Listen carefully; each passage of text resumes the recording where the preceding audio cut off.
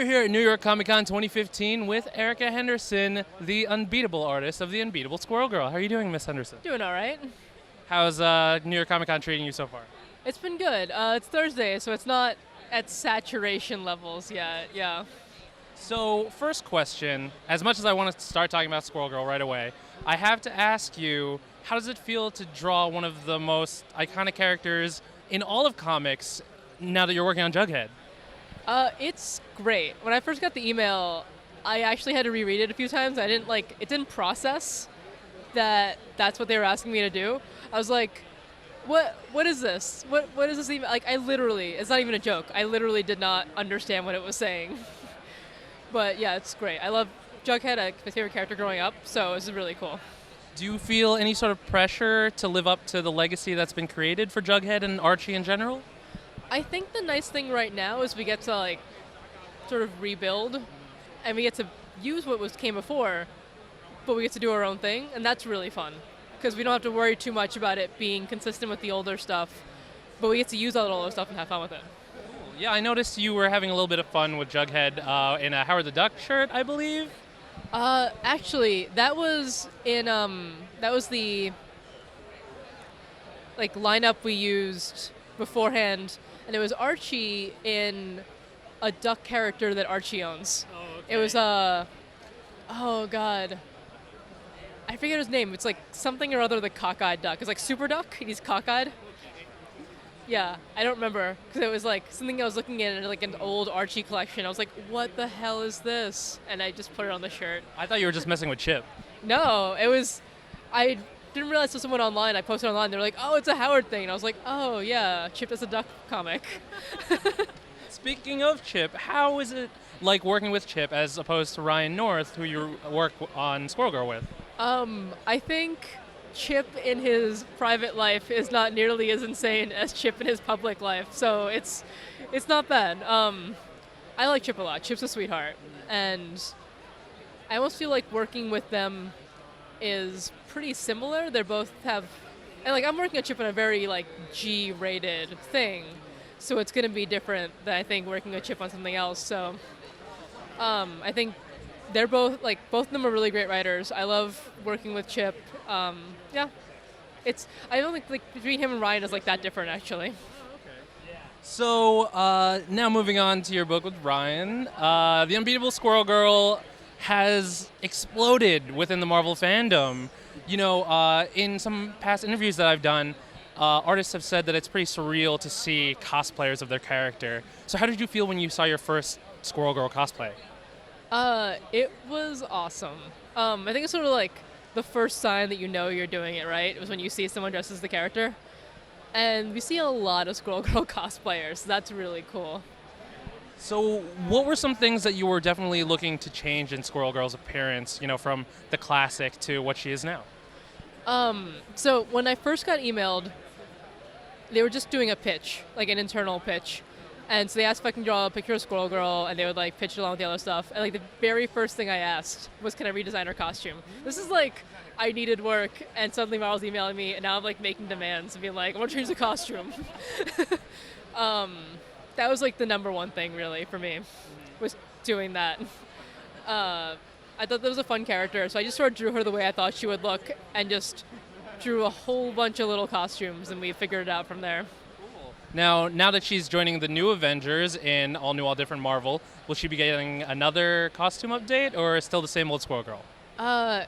She is wearing basically the same costume in All New Avengers, or rather New Avengers. New Avengers, All New Marvel, that's it. But we're putting her a new costume in the Unbeatable Squirrel Girl book, partly because Ryan and I have been wanting to do costume changes for a while. And I was like, well, if we're doing a new #1, let's just put her in a new costume. Because I feel most of the other books had a major change happen with the character. Peter Parker is cool and rich now and probably cries less. And we didn't want to do anything like that. We were given the option not to. The same with Howard and Silk and the other newer books. Because we just had major changes. And so I was our change is she has a new costume. That's what we're going to do. That's our change. So we're doing that a little more. So now Squirrel Girl has a rich history with another team, the Great Lakes Avengers, and I know that you kind of put some Easter eggs in like a cover and here and there. But have you and Ryan at all talked about team members coming to visit Squirrel Girl, or?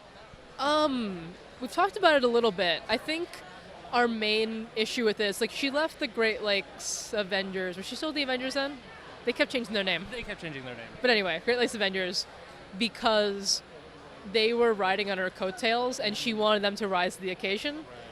So I feel like seeing them again and knowing they haven't really done anything, or at least nothing that we've seen, it's sort of like an awkward high school reunion where like one person got out of town, of like this podunk little town, and like made it big, and like they're still stuck in like Hicksville and like nothing's happened in their lives. I feel like it'd be depressing. I think that's like where we sort of come with that. We want to do it, we haven't gotten past that idea of like, that's gonna be sad.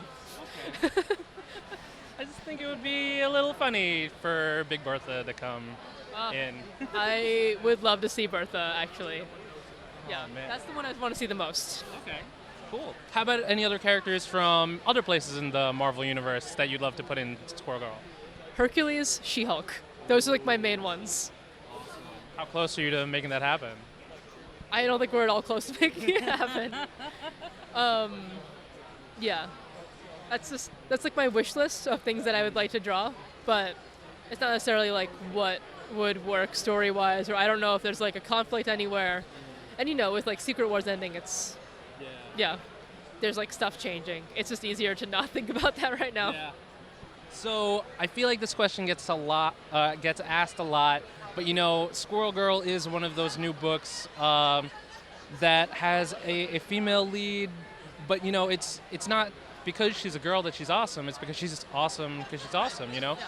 But how, from your point of view as a female in the industry, you know, what do you think about this whole new diversity emergence in all corners of comics? I think it's great because there's always been women reading comics.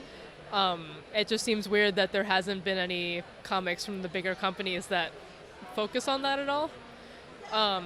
Or if they are, they're sort of like weirdly pandering and you know it. So it's nice to just have like stuff like Ms. Marvel and this and like Silk and Spider-Gwen, where just people like making stories they want to make with female characters and trying to hit other markets. And I don't know, it just makes sense in like a marketing sense to like want to have more people want to buy your books. I mean, I feel the same way with Totally Awesome Hulk. People are kind of freaking out that Amadeus Cho is Hulk now. They're like, why is Hulk an Asian dude? It's like, why not? Yeah, like, what, Asian dudes aren't scientists or like good at math? Like, is that what you're trying to like, is that your like, it's the stereotype. Come on, it's like, it's not even that weird in like a stereotypical setting to have that be a thing. In fact, this is a long time coming. I don't know why anyone didn't think of this before, but yay, Greg Pak.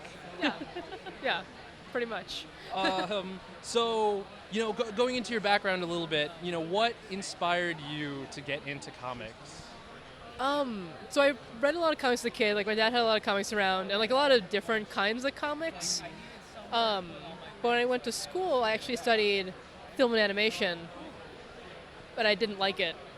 And I realized what I liked was visual storytelling. And with like film and animation, you're basically stuck with like 1,000 other people working on something, whereas this, you can tell a story, and it's like you and like maybe 2 other people doing something, and it's like you have like more control over the idea than if there are like 5 writers and like 10 designers and like 20 set designers and like 3 casting people. So. All right, so I guess my last question, you know, it's kind of a big one. And I know this might get into some spoiler territory, but I just gotta know, are you and Ryan talking about offing any more squirrels? Because Squirrel Girl doesn't need that in their life. I think that that's never come up. Thank God.